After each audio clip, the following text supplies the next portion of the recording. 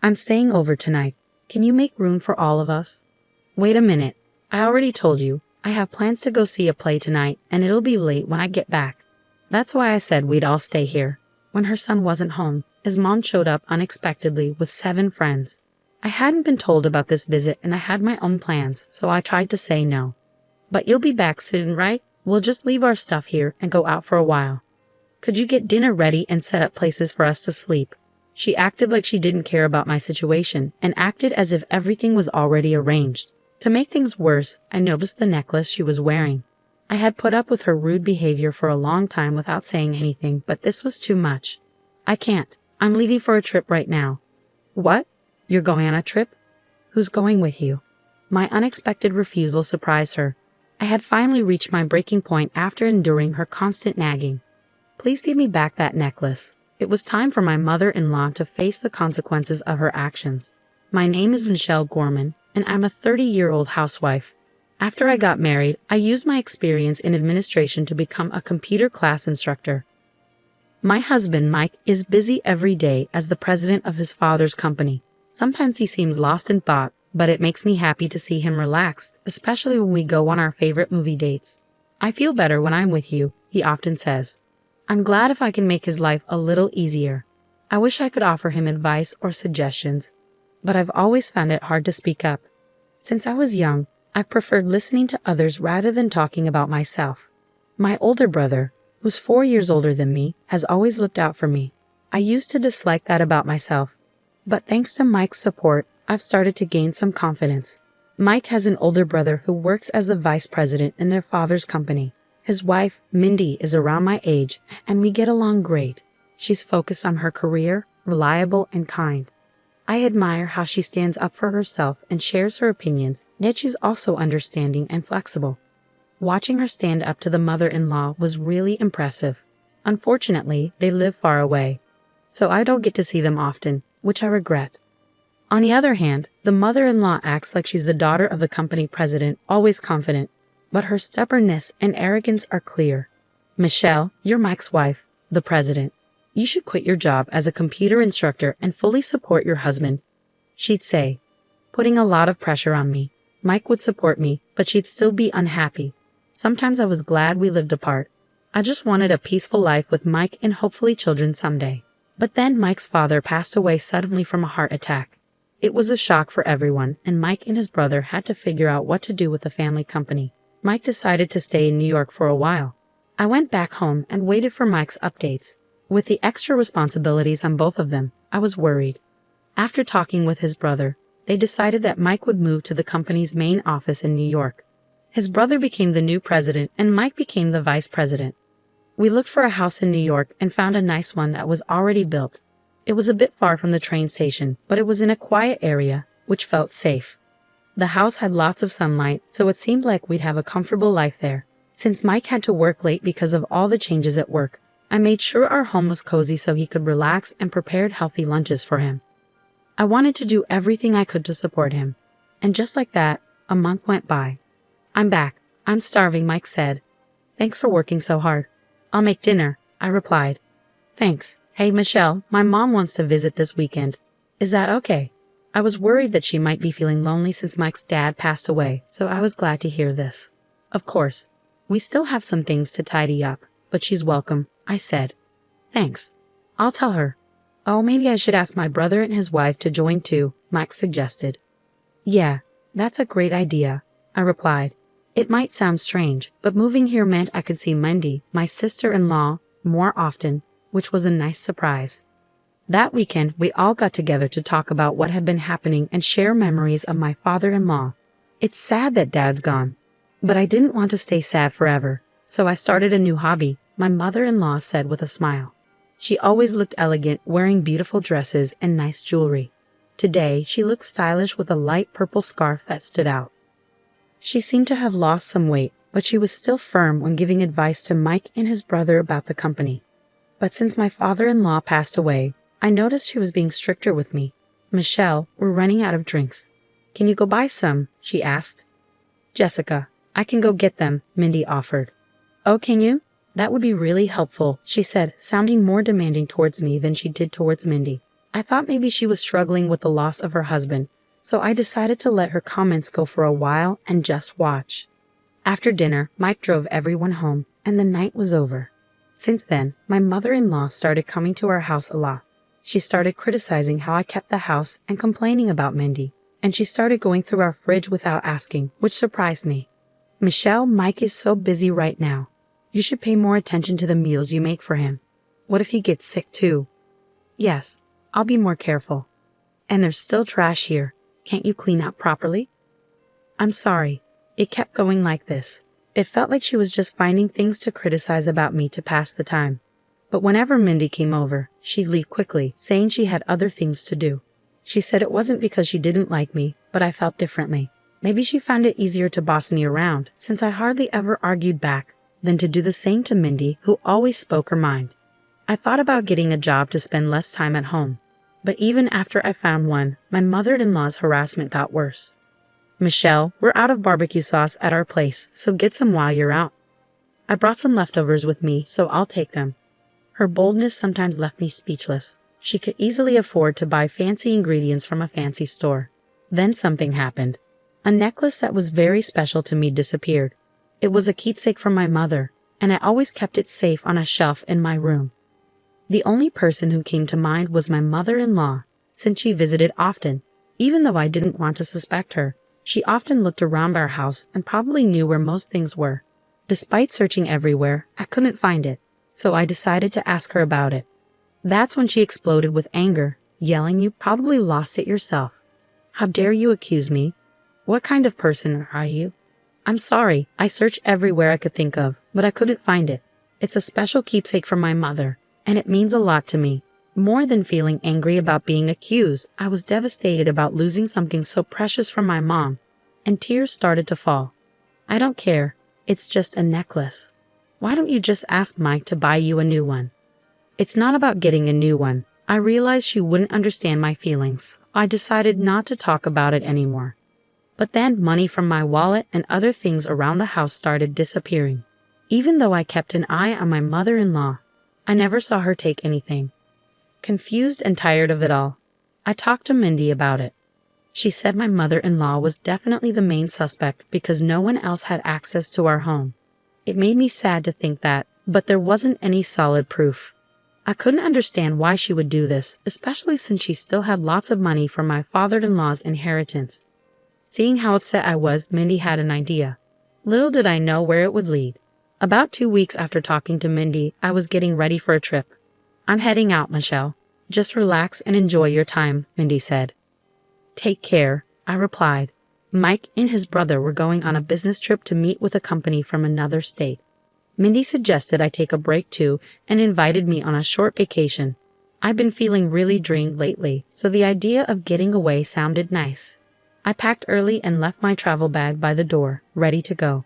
Then the doorbell rang. I wondered who it could be, so I checked the video feed and saw my mother-in-law. But she wasn't alone. She had a bunch of friends with her. "Hi, Michelle. I brought some friends. Can you let us in?" Opening the door, I saw my mother-in-law and about 7 of her friends, all carrying big bags. Were they planning to stay here? "We're staying over tonight. Make us feel comfortable." "Excuse me? Didn't I mention it? We're going to see a play nearby tonight, and since it ends late, we decided to stay here," she said casually. This was news to me, especially since my departure time was approaching. "Oh, did I inconvenience you? Jessica told me you were okay with it." I hadn't heard anything like that, and it seemed like she was making up excuses. Feeling more and more frustrated, I responded firmly. "I'm sorry, but I wasn't told about this, and I already have plans." She looked surprised by my answer. "But you'll be back soon, right? We'll just drop our bags and go out for a while. Can you make dinner and set up beds for us?" Ignoring my plans, she seemed to think everything was already arranged. "I can't. I'm going on a trip." "A trip? Who with?" "With Mindy." "Oh, just with Mindy? You can go anytime.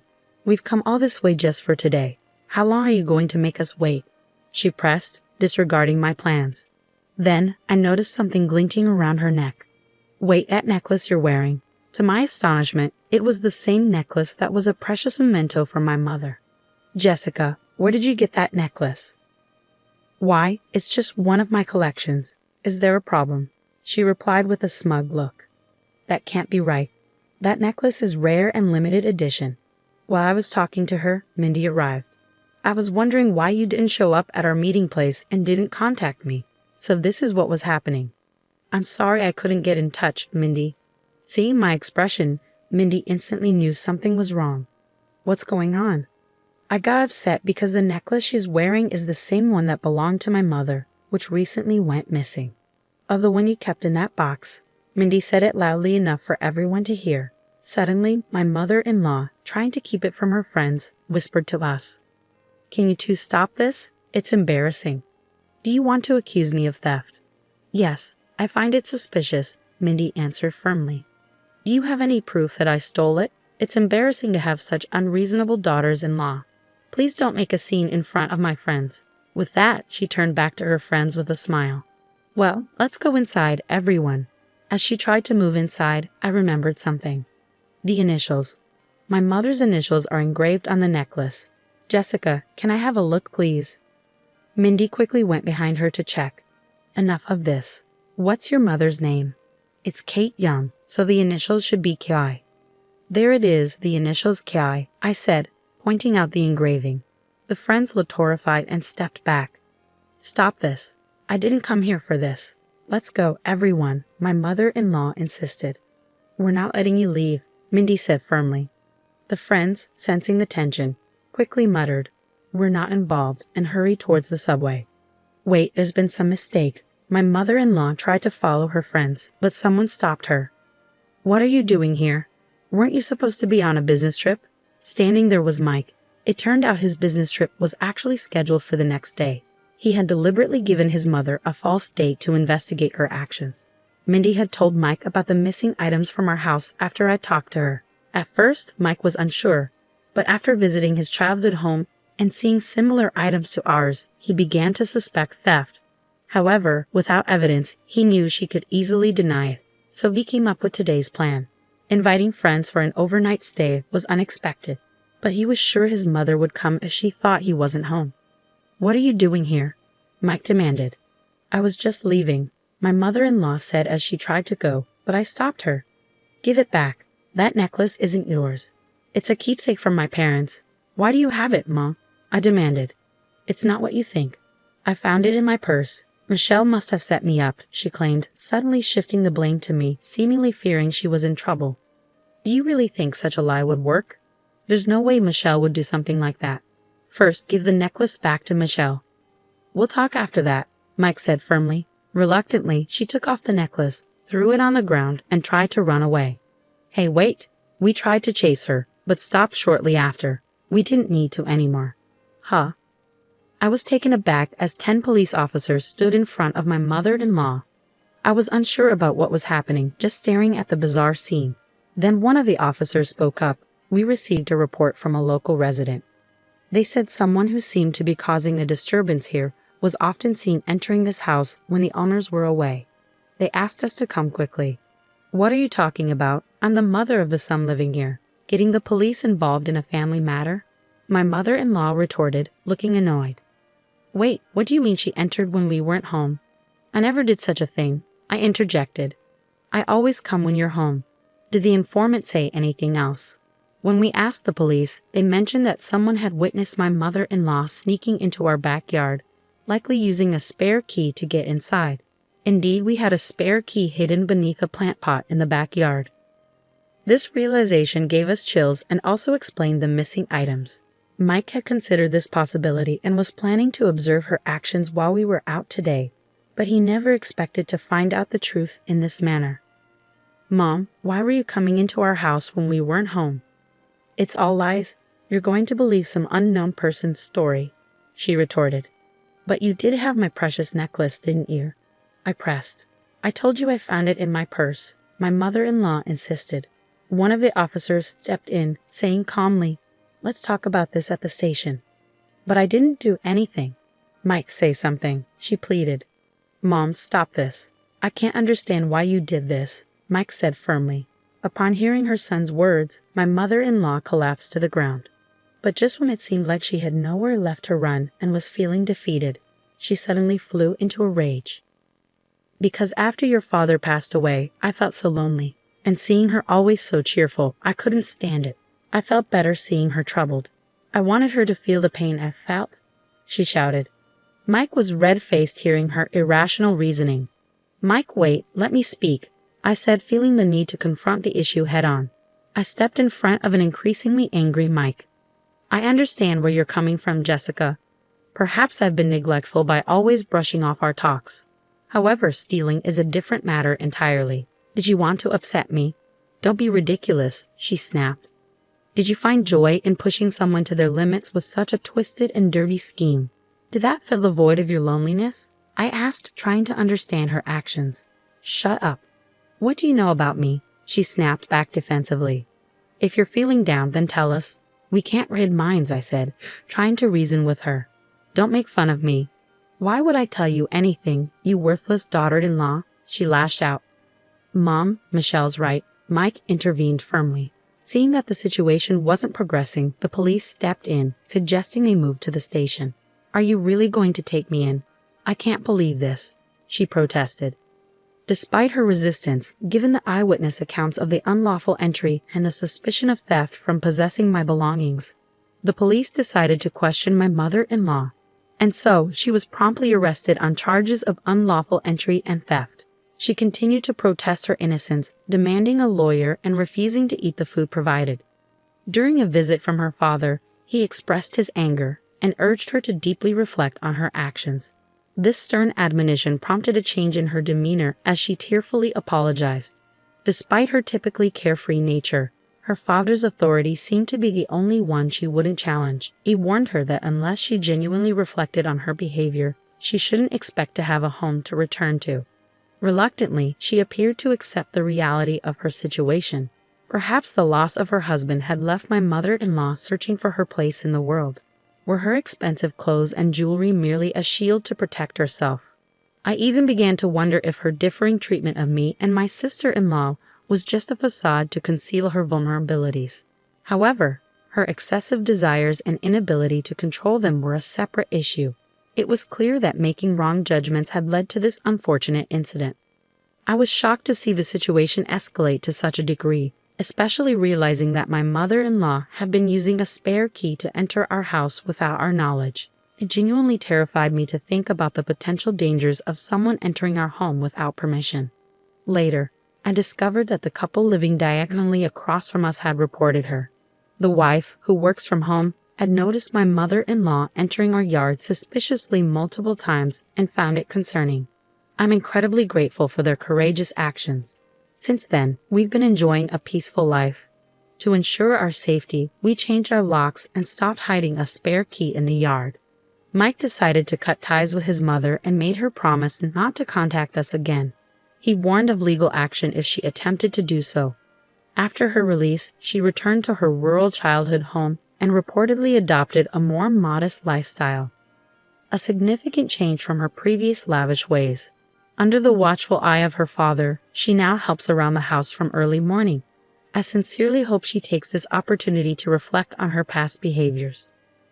Meanwhile, my own father has moved in with us as a precaution against any further unexpected visits from my mother-in-law. He's here to ensure my safety. But there's another reason he's with us. I'm currently expecting our first child. The anticipation of becoming grandparents, coupled with the support of Mike, fills me with a sense of warmth and determination. While material possessions can bring temporary satisfaction, it's the presence of loved ones that truly enriches our lives. As we discuss our living arrangements, surrounded by our dear ones, we are committed to preserving the peace and happiness of our daily lives. But